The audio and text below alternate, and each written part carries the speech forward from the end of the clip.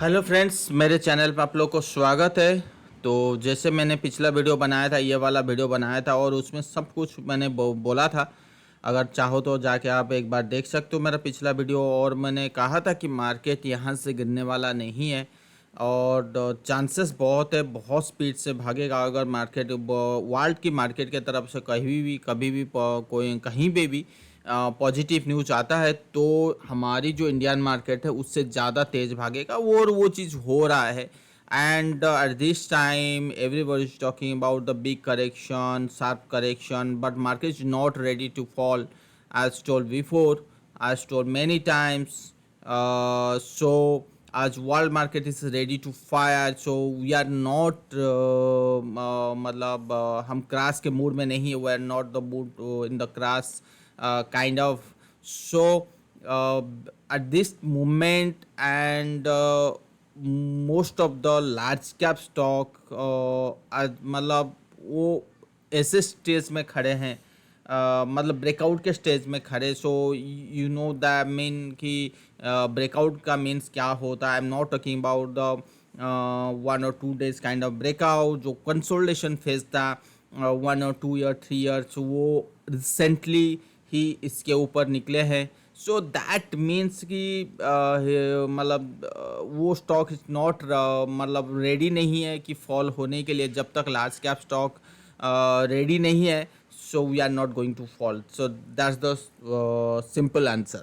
Okay, so without large cap we cannot make the top or bottom. So with large cap, yes, we can do, but by mid और small cap indicate जितने भी stocks होते हैं या index होते हैं, that indicating कि market breadth क्या है. So right, so on the basis of market breadth we can anticipate कि हाँ यहाँ तक मार्केट देख सकते हैं. So at this time most of the mid cap and small cap stocks are in the over, but still बहुत सारे stock ऐसे भी हैं trading in the good valuation area. So you can look that to buy. That does not mean कि market is going higher high and it should this stock should go higher high.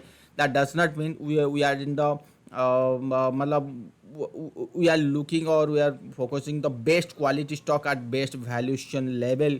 सो अगर वो market के साथ participate नहीं कर रहे, so should not be मतलब should not care कि हाँ ठीक है जो नहीं करे तो नहीं करे. So if market will fall, so definitely जो स्टॉक्स है दी स्टॉक्स मतलब I am talking about the good valuation stocks जो भी है जो अभी तक नहीं चले हैं वो भी फॉल करेंगे. बट रिमेंबर, जब मार्केट रिकवरी करेगा सो वो पहले ही रिकवरी करेंगे. बट जो हुआ है बिकॉज जो टाइम था वो कंसोलिडेशन वो ऑलरेडी स्पेंड कर चुके हैं. एंड जितने भी लोग हैं वहाँ पे बाई के मूड में वो निकल जाएंगे उस फॉल में, और वो पहले ही रैली करेंगे. जब तक मार्केट ऑल टाइम हाई नहीं पहुंचेगा वो पहले ही ऑल टाइम हाई को क्रॉस करके चले जाएंगे. So like PSU stocks, PSU bank, जो ये सबको पता था कि PSU stocks are dividend stocks, वो रैली नहीं करते. But at this moment this time सब कोई अपने एनालिसिस को चेंज करना पड़ा. But I M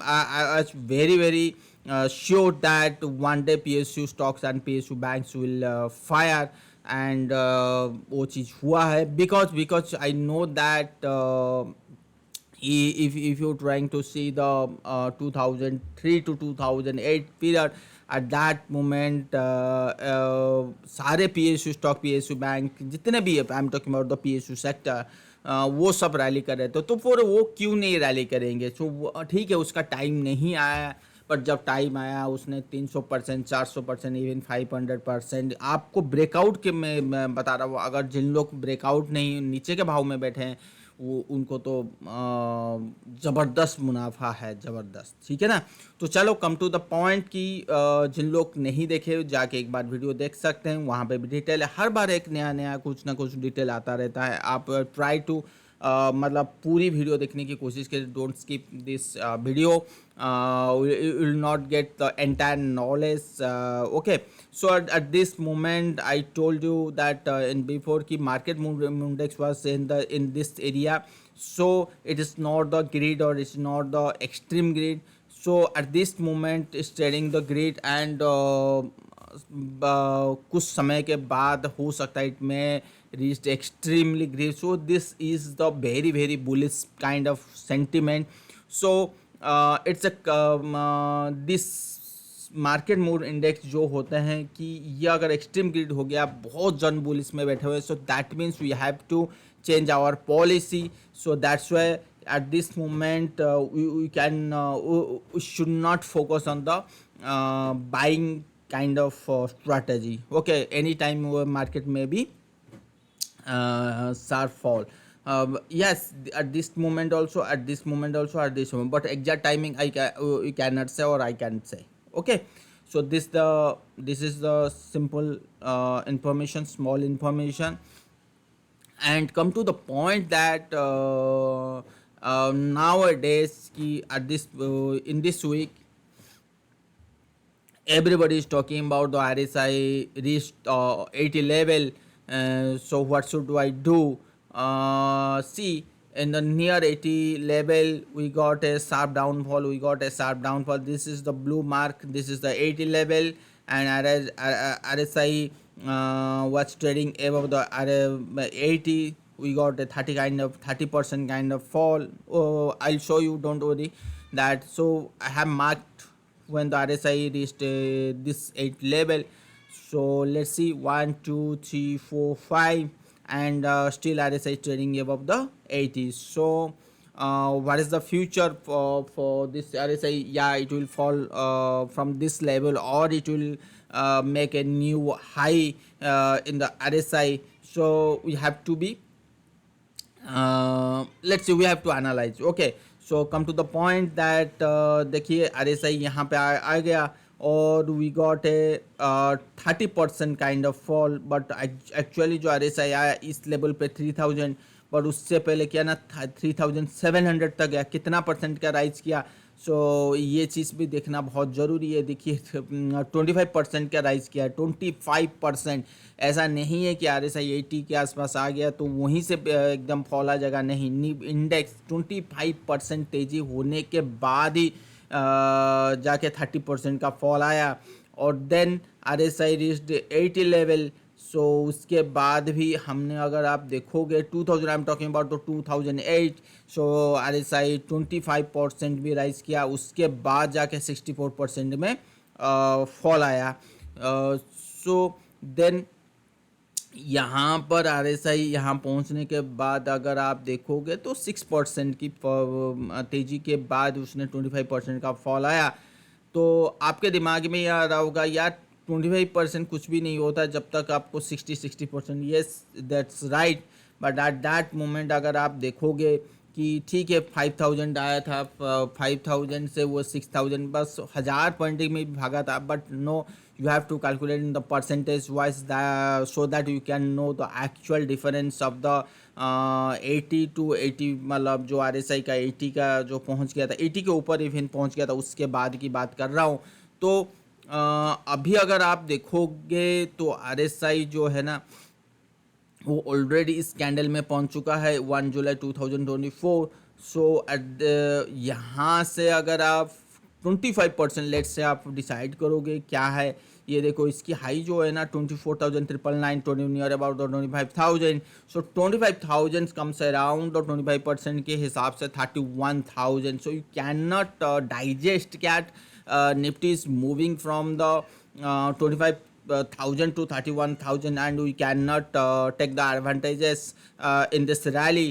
And many stocks are giving the good returns, but we are not participating at that time, at this time. Okay, at this time, and near the 31,000. So we'll analyze, yeah, we are in the wrong stage, that we are doing the wrong calculation. So let's jump to buy at the near the 31,000. So ये जो kind of thinking है कि यार ये तो 5-6 हज़ार बढ़ गया, अब तो मार्केट गिरने वाला नहीं है. एंड सम जो जब भी टॉप होता है, and will at that moment will see, और यू विल लुक, और यू विल लिसन कि positive news kind of pattern मिलेगा. So at this moment everybody is talking about that sharp correction in the US market. Any time will see but at that moment will not see any kind of, will not listen kind of the sharp correction, because जितने भी data है, economic data, jobless data, everything सब कुछ ठीक हो जाएगा. So at that moment you may be in the over bullish test कि हाँ भाई Nifty is going to touch the 50,000 within the 1 year. If अगर इसी स्पीड से मार्केट ऊपर जा रहा है, so it should touch the 50,000. At that moment you will be trapped. Okay, so you have to calculate, you have to be careful at this moment. So this is the theory. Okay, so इससे आपको क्या सीखने के लिए मिला कि Nifty जब भी RSI 80 को क्रॉस करता है तो मैक्स टू मैक्स वो 25% की तेजी होती है. Then will see a kind of a correction जो we are expecting, but still Nifty is moving higher high. Okay, so let's analyze the before prediction that see RSI यहाँ पे आया. Okay, and RSI making the higher high, और यहाँ पे हमने एक month का ही करेक्शन देखा. ऐसा नहीं है कि बहुत बड़ा करेक्शन है, 1 or 2 मंथ आया. आई डोंट लुक दी कि see we got a 30% kind of the correction, but we cannot say this is the correction. Correction means price wise and time wise should be, and this time max to max 1 month ही हुआ है. उसके बाद अगले महीने से तेजी आ गया. चलो लेट्स से ये इसको करेक्शन कैसे थे, लेट्स से इसको भी करेक्शन कैसे 3 to 5 मंथ्स का करेक्शन होता है. ठीक है ना, ठीक है. यहाँ पे अगर आप देखोगे कि 25% का करेक्शन आया, but look at the time wise. बस देखो जितना टाइम लगेगा ना, क्योंकि देखिए आपकी पोर्टफोलियो निफ्टी में नहीं होता, आपकी पोर्टफोलियो स्टॉक में होता, और जितना टाइम लगेगा स्टॉक उतना ख़राब होता रहेगा. ठीक है, ये चीज़ मैंने बहुत बार मैंने कहा. और यहाँ पे देखो अच्छी वाली करेक्शन है, बट एक चीज़ आपको ये देखना है कि ये जो एरिया है कि ये काइंड ऑफ रेजिस्टेंस एरिया है, तो that's why we got a sharp fall. And again RSI reached this area, मतलब दिस रेजिस्टेंस एरिया जो इस लेवल से क्या हो रहा था, यू टर्न हो रहा था बार बार, और यही लगभग आ गया और यहीं से फॉल आया. ठीक है, ये भी परफेक्ट है. Then again we got this again जो रेजिस्टेंस ये था, जो ये वाला था, तो अगेन यहाँ पे आया तो फॉल आया. तो ये एक चीज़ आपको ये भी देखना बहुत ज़रूरी है. कोई चीज़, कोई रेजिस्टेंस बार बार टच कर रहा है तो उसको एक ना एक दिन ब्रेक तो करेगा ना, चाहे वो RSI हो चाहे वो प्राइस हो, वो तो करना ही करना है. बट ये जो एरिया था, ये इसने रेजिस्टेंस बनाया था 1 2 3 4 5 6, जो वाल था, दरवाज़ा था, जिसको तोड़ नहीं तोड़ पा रहा था. एट लास्ट ही मतलब RSI जो है वो trading above this resistance area and trying to make a new all time high level. Okay, इन RSI की. और ये कहाँ तक जा सकता है, ये 100 तक जा सकता है. ये can not breach the 100 level, because इसकी जो रेंज है वो है 0 to 100. Simple. So you have to look कि इसके पहले क्या वो एरिया है. Yes, we can look this area also, we can look this area also 85 or 86, or we can look this area also 90. So yes, anytime, any moment we'll see kind of U-turn near the 86 or 90 level, 86 or 90. But एक चीज़ हमें सोचना पड़ेगा, अगर ये 86 पहुंच गया RSI या 90 पहुंच गया, एट दैट मोमेंट निफ्टी की प्राइस कितनी होनी चाहिए. So Nifty should be around 28,000, 30,000, 31,000 should be. Okay, at that moment already told you कि if Nifty will reach near the 28,000, will not buy anything. If I book profit in any stocks, will not look to buy further to that stocks. Okay, मैंने एक चीज़ को बार बार कहा, अगर कोई stock आपके पास है and you are doing trailing stop loss आप लगा रहे हो और वो स्टॉप लॉस बीच हो गया या अपने स्टॉक को बुक कर लिया, तो आपको एक वो स्टॉक चाहे कितना भी वहाँ से 100% भागे बिल्कुल नहीं देखना है, any time you will B trapped. So point is that 28,000 to 31,000 Nifty में दे सकता है कि वहीं पे टॉप बन सकता है. ओके, वहाँ पर टॉप बन सकता है according to this kind of calculation. Okay, so but range is from 25,000 to 31,000, 6,000 point move. Okay, so these things you have to be careful कि अभी भी है, अभी ये चीज़ ब्रेक हुआ है. So it's not easy to fall at this point. It may touch हो सकता है, ये बहुत ऊपर जा सकता है. ये चीज़ मैं आपको कहने की कोशिश कर रहा हूँ, ठीक है ना. दूसरा एनालिसिस ये भी देखेंगे, ये हो गई निफ्टी की बातें. और उसके बाद मैंने भी मैंने कहा था कि अगर आप इसको वीकली चार्ट देखोगे, सो you can say this is the consolidation pattern. तो हो सकता है इफ़ यू अगर ये हो सकता है 1 और 2, देन 3, 4, देन 5, ये इस टाइप की मूव हमें मिलने की चांसेस है, अभी भी है. But be careful, this is the 1 और 2, this is the 1 or 2, this is the 3 or 4, and 5 is continuing. Okay, according to Elliott theory wise. So 5 wave हो सकता है extend हो रहा है 5 wave. Okay, so हमने पढ़ा क्या, ये कि जो थर्ड वेव है वो कब सबसे छोटा नहीं होना चाहिए. But third wave I don't think ये बहुत छोटा नहीं है मेरे हिसाब से. लगभग ये अगर आप देखोगे, ये देखो 19.83 है. अगर मैं यहाँ भी ले रहा हूँ 23, तो वो छोटा नहीं है, वो छोटा नहीं होना चाहिए. अगर ये वो छोटा हो गया सो वी कैन नॉट, मतलब वो कैलकुलेशन पे फिर नहीं आएगा, ठीक है.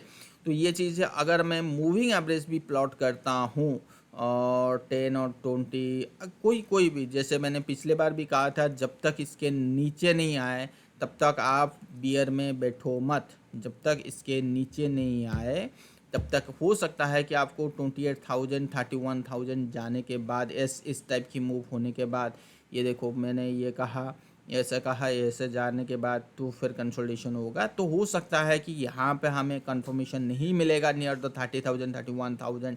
हो सकता है कि हमें कंफर्मेशन 27 28 के आसपास मिलेगा. ठीक है, कोई बात नहीं, हमेशा कंफर्मेशन लोअर में मिलता है. और जो केयरफुल होते हैं मैंने जो वो हमेशा टॉप के आसपास होते हैं. तो कोई दिक्कत नहीं, कंफर्मेशन जब आएगा तो बोलेंगे भाई अब तो यू टर्न हो चुका है. So we are not mood in the buying, ठीक है. सो वो चीज़ है, वो कंफर्मेशन हमेशा लेट में आता है. सो अभी कोई नहीं, बट जब तक है तब तक बने रहो, ठीक है. अब तो निफ्टी में बारे में बात करने की कुछ है ही नहीं, तो क्या मैं बात करूं, ठीक है. अब 500 परफेक्ट है, वही चल रहा है. Nifty small cap mid cap, इसमें भी और तेज़ी बाकी है. मेरा मानना है स्मॉल कैप और मिड कैप में बहुत जल्द अच्छा खासा बाइंग आ सकता है. तो जैसे मैंने पिछले बार कहा था कि ऑयल एंड गैस की के बारे में हम लोग चर्चा किए थे. तो देखिए ऑयल एंड गैस एक अच्छा खासा फॉल होने के बाद, ये देखो अच्छा खासा फॉल हुआ था, उसके बाद तेज़ी आ गया ऑयल एंड गैस में. इवन कमोडिटी में देखो बहुत अच्छा मूव किया, बहुत अच्छा मूव आया. और इवन हम लोग आईटी के बारे में ऑलरेडी बात किए थे. तो आईटी जो पहले मुझे लग रहा था कि यहाँ तक आएगा, जो एसेंचर का रिजल्ट आया है वो, उसको बेसिस पे मुझे लग रहा है कि no it's not going to touch, और इट्स नॉट गोइंग, मतलब यहाँ तक बिल्कुल नहीं आ रहा है. सो यहाँ पे हो सकता है कि ये फर्दर फॉल हो के, सो यहाँ पे तेज़ी हो. But I am not comfortable to buy the IT stocks. But क्योंकि यहाँ से उसमें जो भी तेज़ी आएगा, it's not, I am not sure कि इसका एग्जैक्ट टॉप आउट लेवल क्या है. बिकॉज जो एरिया, जो ट्रेंड यहाँ से चल रहा है, so this is kind of ending of diagonal pattern. So ending of diagonal pattern का मतलब ये होता है कहीं पे भी, या हो सकता है 45,000 पे भी टॉप बना ले, 44,000 पे भी टॉप बना ले. ये चीज़ सिनेरियो खटता है मुझे. हो सकता है, अगर हाँ, yes you can look for the trading perspective भी हो, कि अगर आप ट्रेडिंग के बेसिस पे अगर आप देखोगे तो फिर लेट्स सी कि हाँ ये हो सकता है. सॉरी, ट्रेडिंग के पर्सपेक्टिव व्यू के बेसिस पे हो सकता है.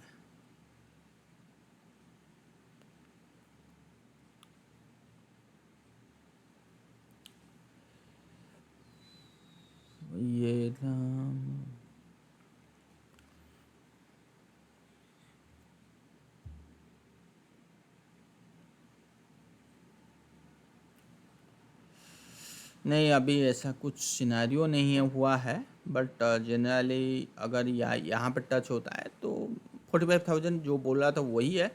45,000 हो सकती है, 47,000 हो सकता है, कुछ भी हो सकता है, बट केयरफुल होनी चाहिए। इसी टाइम पे वो हो सकती है कि वो अपना टॉप बना ले, ऐसा मतलब ऊपर जाएगा तो टॉप बना ले। तो आई एम नॉट कंफर्टेबल, क्योंकि यहाँ पे रिस्क बहुत ज़्यादा होता है।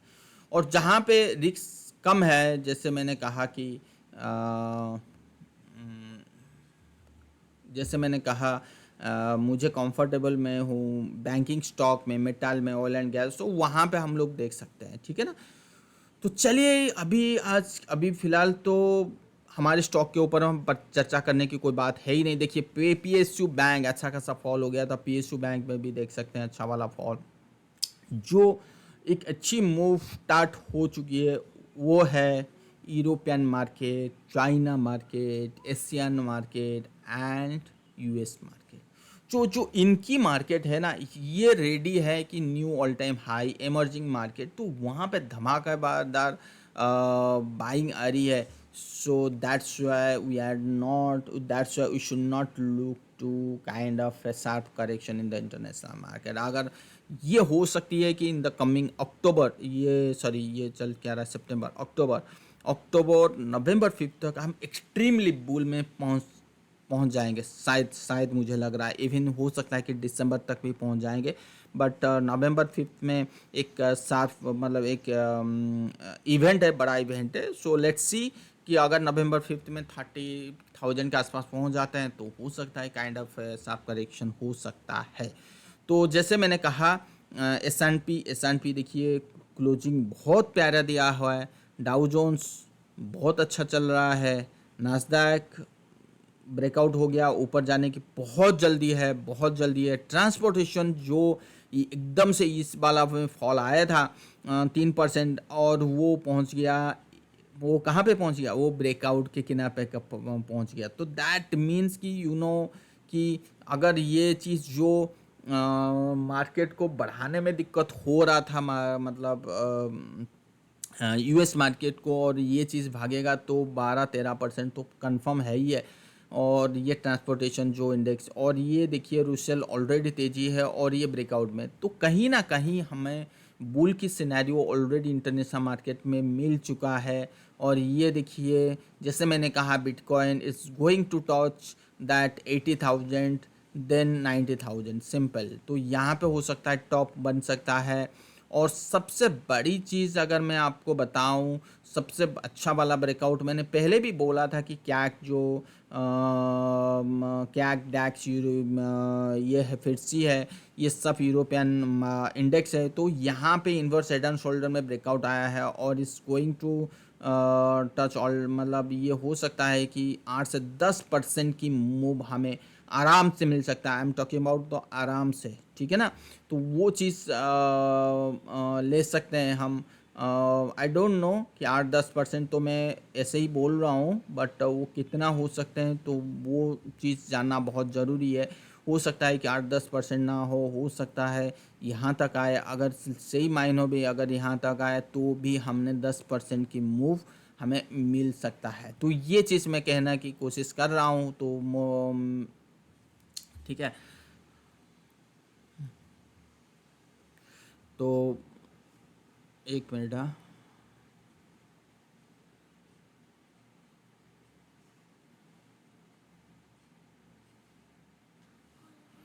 ठीक है, ठीक है। तो यहाँ तक भी मूव हो सकती है, तो उनकी मार्केट में ज़बरदस्त मूव आना बाकी है यूरोपियन कैक में। और डैक्स में देखिए ऑलरेडी ब्रेकआउट हो चुका है, तो डैक्स और ऊपर जाना चाहिए, ठीक है। जो यूरोपियन मार्केट है वो ऑलरेडी ब्रेक कर चुका है, उनमें एक बढ़िया वाला तेज़ी हो जानी चाहिए, ठीक है। तो ये चीज़ था। और दूसरी चीज़ अगर मैं बताऊं, यहाँ पे थोड़ी सी दिक्कत हो रही है, मुझे लग रहा है कि कुछ तो गड़बड़ है यहाँ पे। ये नहीं, ये ट्रेंड लाइन सही नहीं है, लग तो रहा है कि ये ट्रेंड लाइन सही नहीं है। आ, मार्केट के हिसाब से हमें सारे ट्रेंड लाइन एनालिसिस ये सब चेंज करना पड़ता है। तो हो सकता है कि ये ट्रेंड लाइन सही नहीं है, तो ये फर्दर फॉल तेज़ी हो जाना चाहिए। अगर मैं इसकी हाँ, इसमें यहाँ तक भी आ सकता है, ठीक है। तो वो चीज़ मैंने कहा यहाँ तक नहीं, बहुत अच्छी वैसा, क्योंकि ये जो कंसोलिडेशन हुआ था वो 24 में हुआ था, एक बहुत बड़ी वाली मूव आ सकती है। और पिछले हफ्ते में मैंने मैसेज किया था कि चाइना बहुत जल्दी चाइना में बाइंग आएगी, यहाँ पे जब था तो एग्जैक्टली ऐसा ही हुआ। देखो एक हफ्ते में 12.81% की रैली कोई छोटी चीज़ बिल्कुल नहीं है चाइना में आ जाना। और यही जो चाइना में जो रेट कट हुआ है, तो इसका सीधा सीधा इम्पैक्ट पूरी मार्केट को आया है। और चाइना, जैसे कि मैंने कहा कि चाइना में रेट कट होना और चाइना में पॉलिसी चेंज होना, ये सीधा सीधा इमर्जिंग मार्केट के लिए पॉजिटिव हो जाता है। सो जब इमर्जिंग मार्केट के लिए पॉजिटिव हो जाता है, पूरी एंटायर वर्ल्ड मार्केट के लिए भी पॉजिटिव हो जाता है। तो कहीं ना कहीं चाइना में यहाँ पे एक कॉन्फिडेंट रैली आने वाली है। 20% मतलब एट दिस लेवल, अगर मैं नीचे से बात करूं तो 38% की मूव आ जाएगी, तो इस लेवल पे।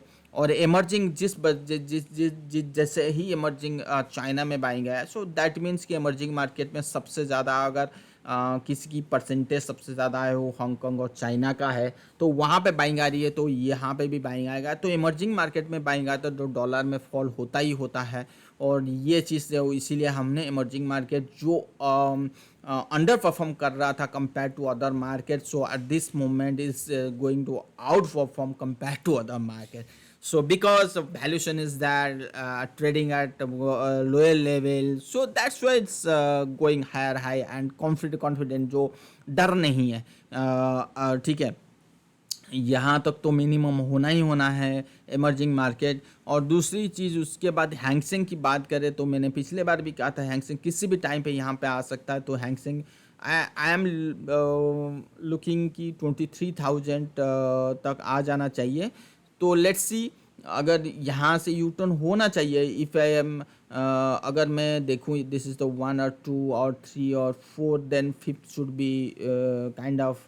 So let's see, I'm not sure, but kind of the chart saying कि अगर ये ऐसे बन रहा है, so it's a very very bullish kind of scenario. So let's see यहाँ पे क्या बन रहा है क्या नहीं, उसके बाद हम बाय देखने की चर्चा करेंगे। So it may touch this level also. तो वो चीज़ अभी के लिए मैं बता नहीं सकता, बल एटलीस्ट 23,000 टच हो जाए उसके बाद देखेंगे, क्योंकि मल्टीपल जो सपोर्ट था यहाँ पे उसको ब्रेक करने के बाद और उसमें ब्रेक करना तो बहुत बड़ी जिम्मेदारी हो जाती है, बहुत बड़ी रिस्पॉन्सिबिलिटी बन जाता है कि इस लेवल को ब्रेक करे, ठीक है। तो वो चीज़ मायने रखता है मार्केट के लिए, स्पेशली हैंगसेंग के लिए, ठीक है ना। अब आ जाइए ब्राज़ील। ब्राज़ील में और तेज़ी बाकी है, जैसे मैंने कहा था कि ब्राज़ील में तेज़ी शुरू हुआ है, इसमें और ऊपर जाना बाकी है। ये है रसिया इंडेक्स। देखिए रसिया, मैंने यहाँ पे बोला था कि रसिया में तो मैं तो एक्सपेक्ट कर रहा हूँ बहुत बड़ी रैली की, फ़िलहाल तो इस रसिया में ऊपर जाने की कोशिश कर रहा है। ताइवान तो और ऊपर जाएगी, यहाँ तक तो आना ही आना है। तो कहीं पे भी कहीं देखिए कोरिया इज़ गोइंग टू, यहाँ पे हो सकता है कि 1-2 हफ्ते इसके लिए थोड़ी सी वो रहेगी। उसके बाद अगर ये उसकी ऐसे ही पैटर्न ब्रेकआउट आता है तो कहीं ना कहीं ऊपर जाएंगे। तो सारा इंडेक्स जब ऊपर की बात हो रही है तो हम अगर आरएसआई के बेसिस पे बैठ जाएं कि हाँ भाई आरएसआई यहीं पे है और हम ऊपर नहीं जाएंगे, ऐसा गलत बिल्कुल है। ठीक है, जापान इंडेक्स तो हमने देख लिया कि जापान यहाँ तो आना ही है, ये पहले भी मैंने बताया था इसके बारे में। और सबसे बड़ी बात, जो सबसे बड़ी चीज़ है वो है one and only dollar. So dollar is going to lower low, and I'm expecting it should touch at least 95 to 96 level. But एक चीज़ आपको देखना बहुत ज़रूरी है कि डॉलर में जो वीकली चार्ट है, we are getting a kind of divergence in the RSI, and anytime we'll see a strong bounce back. So that does not mean कि dollar is going to touch 95 level, so it will not bounce for the 1 और 2 months के लिए हो सकता, मतलब वो bounce नहीं आएगा, ऐसा बिल्कुल सोचना गलत है। अगर डॉलर इसके लेवल पे ट्रेड होता है तो it should touch at least 102 level, तो हो सकता है कि ये जो बाउंस बैक करे इसके लिए इक्विटी मार्केट के लिए थोड़ा सा डरा, मतलब थोड़ा सा स्लाइटली करेक्शन हो सकती है, कमोडिटी के लिए हो सकता है, उसके बाद फिर नीचे जाना चाहिए। और ये बहुत जल्दी आएगा ऊपर, हो सकता है कि ज़्यादा हम फॉल ना हो और ये आएगा, और उसके बाद यहाँ पे मैं ये नहीं बोल रहा हूँ कि ये जो फॉल होगा ये 95 में जाकर टच करेगा, ऐसा नहीं है, बिल्कुल नहीं है, क्योंकि उसके लिए भी बहुत टाइम बाकी है। हो सकता है कि ये यहाँ तक जाए, ऑलरेडी मैंने करके रखा हूँ, तो हो सकता है कि मैक्स टू मैक्स 99 98 तक आए, और उसके बाद एक अच्छा खासा कंसोलिडेशन हो, और ये जो कंसोलिडेशन हो ये सीधा सीधा निगेटिव किसके लिए आएगा, इक्विटी और कमोडिटी मार्केट के लिए आएगा। तो ये चीज़ मानना देखना बहुत ज़रूरी है। और ये जब तक ये यहाँ इस लेवल पे पहुँचेगा तो तब तक इक्विटी मार्केट कहाँ होगा, क्या होगा, ये बहुत डर है। क्योंकि एक चीज़ अगर आप यही देखोगे, यही आप देख रहे हो, तो आपको लग रहा होगा अभी तो बात कर रहे थे 95 96, फिर आप बोलो यहाँ से ऊपर, तो ये क्या समझ में नहीं आया। देखिए एक चीज़ क्लैरिटी के क्लियरली बता रहा हूँ मैं आपको, ये जो कंसोलिडेशन पीरियड हुआ, मतलब कंसोलिडेशन हुआ, ये कितने टाइम तक हुआ, ये चीज़ भी आपको देखना है 2023 में। तो क्या ये 2 मंथ्स में ये टारगेट पूरा कर देगा, क्योंकि this is a dollar, this is not a stock, this is not a index, this is a dollar. Dollar should not perform like those kind of stock by 100% move 80% fall, ऐसा नहीं हो सकता। इसमें 1% fall हो गया बहुत बड़ी बात होती है, बहुत बड़ी भूचाल आ जाता है मार्केट में, ठीक है ना, ये चीज़ आप ध्यान में रखो, ठीक है ना। तो ये स्लो एंड स्टेडी जाएगा, ऐसा नहीं है कि ये देखो ऐसे गया फिर या हो सकता है ये कंसोलिडेशन करे और उसके बाद फिर फर्दर फॉलो, और ये जब भी कंसोलिडेशन करेगा ये सीधा सीधा नेगेटिव इम्पैक्ट आता है, इक्विटी मार्केट कमोडिटी मार्केट के लिए आएगा। But slow and steady should touch at least 95 to 96 level in coming years and coming months, नहीं कमिंग ईयर्स, ठीक है ना। 5 साल 10 साल की बात बिल्कुल नहीं बोल रहा हूँ। अगर 2025 अगर इक्विटी मार्केट के लिए बियर रहा तो 2026-27 में यहाँ तक आएगा। बात ठीक है, समझ में आया अभी, क्लियर। तो ये ओवरऑल ट्रेंड है। So on the basis of overall trend we can do analyse easily how much, मतलब how many years we can hold my stocks, or we can invest in the equity market on the basis of dollar move. So that this is a very easy process to analyze, easy, I'm not talking about the easy, but kind of the easy, because देखिए everybody is looking for the higher return, so everybody knows that कि जो नीचे के level से buying जिन लोग भी करते हैं they are getting the good returns, and higher level में जो करते हैं they are not getting the good returns. So always looking for that कि if market is showing some kind of fear, so we should book profit and sit in some cash so that we can invest at the lower levels. This is the basic theory, and this is the basic theory of my principle. So वो जो उसी की चीज़ के ऊपर हम बात कर रहे हैं, and gold is doing great, silver is doing great, and one more thing is doing great, this is the copper, and copper is should touch at least all time high. So at this moment I am, ये हो सकता है यहाँ पे जाके फिर ये 1-2 weeks के लिए फॉलो, देन फर्दर रैली इस टाइप की आ सकते हैं। But still I am looking very very bullish in the on the metal sector because of the China में जो स्टिमुलस पैकेज आया है। सो ये तो सीधा सीधा एल्युमिनियम और कॉपर इस सभी को ब्रेकआउट के किनारे पे करा।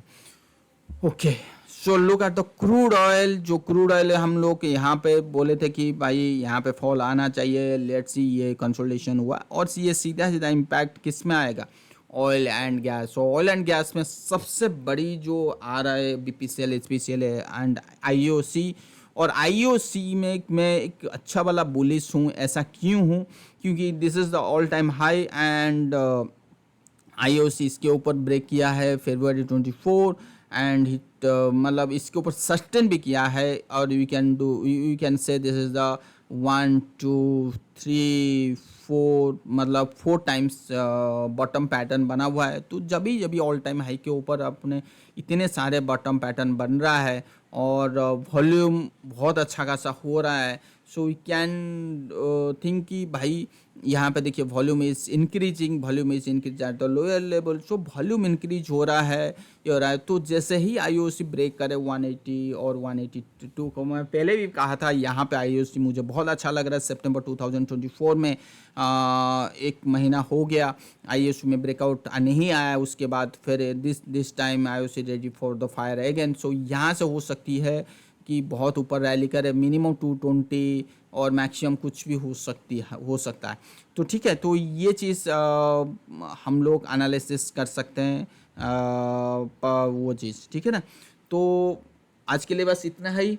और ये वीडियो कैसा लगा, क्या मतलब आपको लगा, कॉन्फिडेंट लगा, नहीं लगा, तो ज़रूर बताइएगा। जैसे मैंने कहा कि बहुत सारे स्टॉक्स हैं जो आपने, ये देखो 4 ईयर कंसोलिडेशन से बाहर निकला है हिंदुस्तान यूनिलीवर, तो आपको लगता है कि मार्केट नीचे गिरने वाला है। जैसे नेस्ले इंडिया जनवरी 2024 के बाद निकला, HDFC bank, Bajaj Finserv, Bajaj finance, Kotak bank, even Kotak bank आप देखो, LNT देखो, LNT का ये कंसोलिडेशन, तो मुझे नहीं लगता पर्सनली कि भाई मार्केट टॉप हो गया है। सो जो अभी स्पेस में चल रहा है, ट्विटर स्पेस में चल रहा है कि भाई मार्केट टॉप हो गया, ऐसा मैंने कभी नहीं देखा, ऐसा नहीं होना चाहिए, मार्केट ऐसा नहीं करना चाहिए। देखिए ये चीज़ होता है, जिन लोग पार्टिसिपेट नहीं करते बुल मार्केट में, तो उनके थ्रू उनके हिसाब से तो ये आंसर आना ही आना है। और जिन लोग पार्टिसिपेट करते हैं पूरी रीजन के साथ, मैं ये नहीं बोल रहा हूँ आंख बंद करके मैं भी बियर होता हूँ, मैं भी बुल होता हूँ, ऐसा नहीं है, पूरी रीजन के साथ। और अपडेट अभी तक NSE एडी लाइन जो एडवांस डिक्लाइन लाइन अपडेट होके मेरे पास नहीं आया, तो उसके ऊपर मैं बात नहीं कर पा रहा हूँ। और मंडे को अपडेट होके आ जाएगा। अगर आ गया तो वहाँ से जो मुझे थोड़ा सा वीकनेस था कि भाई एडी लाइन बन क्यों नहीं रहा, अगर वहाँ पे ब्रेकआउट आया तो डेफिनेटली मीडियम और स्मॉल कैप में बहुत अच्छा खासा तेज़ी हम लोग देखने वाले हैं। तो मारुति, ये देखो मारुति। बट एक चीज़ मैं आपको कहना चाहूँगा कि ये जो ऑटो सेक्टर है ना, मारुति मुझे बहुत अच्छा लग रहा है। बहुत लोग आजकल की स्पेस में मैंने ज्वाइन किया था। ये देखो 6 ईयर का बाद ब्रेकआउट के बाद बस 30% ही भागेगा, ऐसा मुझे नहीं लगता, ठीक है ना। हम लोग बात कर रहे थे ऑटो सेक्टर, देखो ऑटो सेक्टर जो है ना वो ऑलरेडी ब्रेकआउट हो गया, तो कहीं पे भी टॉप हो सकता है। सो ऑटो सेक्टर में मत फोकस मत कीजिए ज़्यादा, ठीक है ना। जाने में तो बहुत जा सकता है, ऐसा नहीं है कि नहीं जाएगा, ऐसा बिल्कुल नहीं है, नहीं जाएगा, बट फोकस मत कीजिए क्योंकि यहाँ पे टॉप किसी भी टाइम पे बन सकता है। तो ऑटो सेक्टर यहाँ पे देखो आ रहे चाहिए, यहाँ पे डाइवर्जेंस आना चालू हो जाएगी मंथली में, तो सबसे ज़्यादा अगर फॉल आएगा तो ऑटो में पहले ही आएगा।